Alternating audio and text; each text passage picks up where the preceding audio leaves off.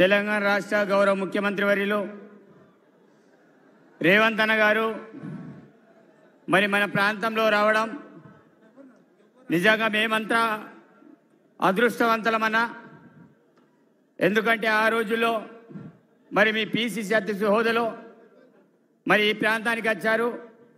మరి ఈరోజు ముఖ్యమంత్రిగా మా ప్రాంతానికి రావడం చాలా శుభపరిణామం. మరి కెస్లాపూర్లో దర్శనం చేసుకొని ఇప్పుడే ఇక్కడ రావడం అనేది జరిగింది. కొంత ఆలస్యమైన మరి చాలామంది కార్యకర్తలు కూడా వస్తూనే ఉన్నారు. మరి ఈ కార్యక్రమానికి ఇన్ఛార్జ్ మంత్రివర్యులు సీతక్క గారు, అదేవిధంగా ఉప ముఖ్యమంత్రి బట్టి విక్రమార్క గారు, అదేవిధంగా మంత్రులు శ్రీధరబాబు గారు, కొండ సురేఖ గారు, తుమ్మల నాగేశ్వరరావు గారు, అదేవిధంగా వెంకటరెడ్డి కొమటిరెడ్డి గారు, అదేవిధంగా వేదిక మీద ఉన్న ప్రతి ఒక్కరికి పేరు పేరున హృదయపూర్వకంగా ధన్యవాదాలు తెలియజేస్తున్నాను. అన్న, ఈ ప్రాంతంలో మరి చాలా రకాలుగా సమస్యలు ఉన్నాయి. మరి ఈ ప్రాంతంలో అత్యంత వెనుకబడిన జిల్లా. మరి చాలామంది మరి ముఖ్యమంత్రులు ఈ ప్రాంతాన్ని గురించి మాట్లాడుతూ పోయారు. వెనుకబడిన జిల్లా, ఆదివాసుల జిల్లా. ఈ ప్రాంతం అందు కూడా విద్య, వైద్య, వ్యవసాయ పరంగా వెనుకబడిన జిల్లాని చాలా రకాలుగా మాట్లాడారు. కానీ ఈ ప్రాంతానికి కనీసం కన్నెత్తి కూడా ఈ ప్రాంతానికి కూడా చూడని ముఖ్యమంత్రులు గతంలో మేము చూసాం.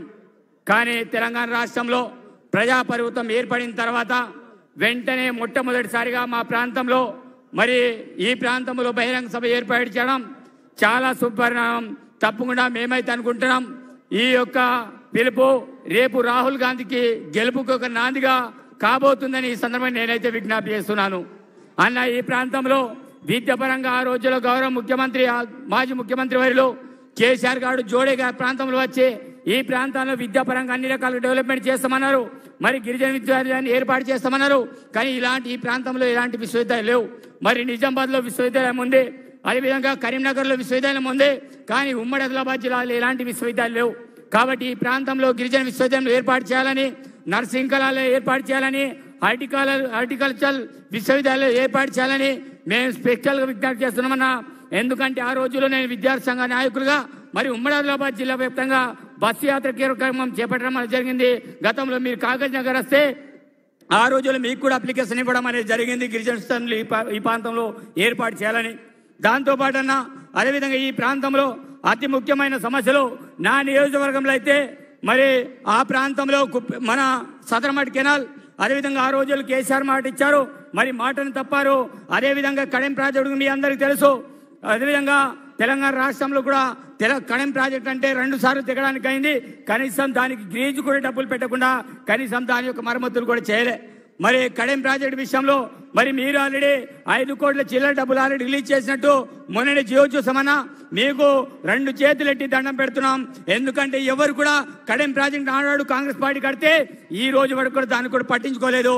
మళ్ళీ దాని యొక్క మరమ్మతుల కోసం మీరు డబ్బులు వేయించడం అనేది జరిగింది. అదేవిధంగా ఈ ప్రాంతంలో వైద్యపరంగా మరి హాస్పిటల్, మదర్ చైల్డ్ హాస్పిటల్ ఆ రోజులు ఇక్కడ ఏర్పాటు చేస్తే మరి ఆనాటి వైద్య శాఖ మంత్రి ఆ హాస్పిటల్ కూడా రద్దు చేసి మరి వాళ్ళ నియోజకవర్గానికి తీసుకెళ్లడం అనేది జరిగింది. కాబట్టి ఈ ప్రాంతంలో మళ్ళీ మదర్ అండ్ చైల్డ్ హాస్పిటల్ని ఈ ప్రాంతంలో నెలకొల్పాలి. అదేవిధంగా టీ హబ్ ఆల్రెడీ ఇనాగ్రేషన్ ఉండే, మరి దానికి ప్రారంభించలేదు, అది కూడా పూర్తయింది. అదేవిధంగా ఆదిలాబాద్ కేంద్రంలో మరి 100 కోట్లు కేటాయించి సూపర్ స్పెషాలిటీ ఆసుపత్రి కట్టారు. కానీ ఈ రోజు వరకు కూడా దాని యొక్క స్టాఫ్ని నియమించలేదు. ఇమీడియట్లీ నియమించాలని కోరుకుంటున్నాం. అదేవిధంగా ఈ ప్రాంతంలో అదేవిధంగా 370 బాధితులు చాలా మంది మిమ్మల్ని కలవడానికి ఎక్కడికి వచ్చారు, కానీ కలిసే అవకాశం లేకుండా పోయింది. కాబట్టి 370 బాధితులు డైలీ సీతక్క గారికి కావచ్చు, నాకు కావచ్చు, డైలీ వాళ్ళ యొక్క అప్లికేషన్ పెడుతూ మా చుట్టూ తిరుగుతున్నారు. తప్పకుండా 370 జీవని తప్పకుండా ఇది చేయాలని కోరుకుంటూ మరి ఆనాడు కాంగ్రెస్ హయాంలోని ఈ ప్రాంతంలో ఐటీఐలు ఏర్పాటు అయినాయి. మరి ఐటీఐలకి ఇప్పటి వరకు కూడా దాని నియామకాలు చేపట్టలే, ఏజెన్సీ డిహెచ్ నియమించలే. అదేవిధంగా మేము కోరుకుంటున్నామన్నా, ఐటీఐలో గతంలో ఒక 56 శాఖలు ఉంటుండే, ఆ శాఖలని కూడా పూర్తి స్థాయిలో పులిపించాలని విజ్ఞప్తి చేస్తున్నాం. మా ప్రాంతానికి విద్య, వైద్య, వ్యవసాయ పరంగా అన్ని రకాలుగా డెవలప్మెంట్ చేస్తారని, అదేవిధంగా చాలా మారుమూల గ్రామాలకు రోడ్డు సౌకర్యం లేవు, తప్పకుండా ప్రతి మారుమూల గ్రామానికి రోడ్డు సౌకర్యం కల్పించాలి. అదేవిధంగా పోడు భూముల సమస్య తీవ్రంగా ఉందన్న. ఎందుకంటే ఈ ప్రాంతంలో చాలా మంది పోడు వ్యవసాయం చేసే రైతులు ఉన్నారు. ఆ రోజుల్లో చాలా మంది వారి చదువుకులు కొట్టడం జరిగింది. అదేవిధంగా రినివల్ కూడా రోడ్లు కూడా చేయనటువంటి పరిస్థితి మా ప్రాంతంలో ఉంది. టైగర్ జోన్ పేరు మీద చాలా గ్రామాలు ట్రాన్స్ఫార్మర్లు ఇల్లు కూడా సీసీటీవీ ద్వారా సంవత్సరాన్ని ఇల్లు కట్టనిస్తలేరు, రోడ్లు వేయనిస్తారు. కాబట్టి రోడ్డు, వైద్య, విద్యా పరంగా అన్ని రకాలుగా అభివృద్ధి చేస్తారని ఆశిస్తూ సెలవు తీసుకున్నాను. జై కాంగ్రెస్, జై భారత్. మంచిర్యాల శాసనసభ్యులు పెద్దలు ప్రేమ